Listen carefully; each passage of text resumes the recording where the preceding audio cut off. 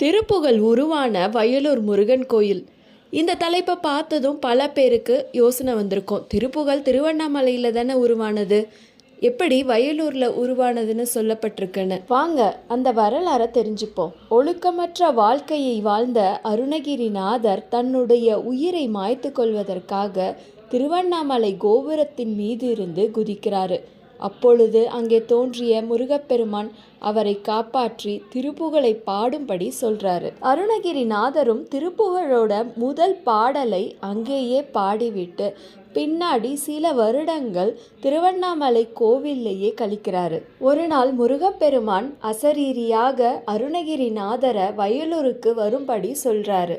உடனே அருணகிரிநாதர் திருவண்ணாமலையில் இருந்து கிளம்பி வயலூர் முருகன் கோயிலுக்கு வந்தார்.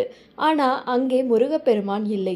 உடனே அங்கிருக்கும் பொய்யா கணபதியிடம் வணங்க முருகர் வள்ளி தெய்வானையுடன் அருணகிரிநாதருக்கு காட்சி தந்தார்.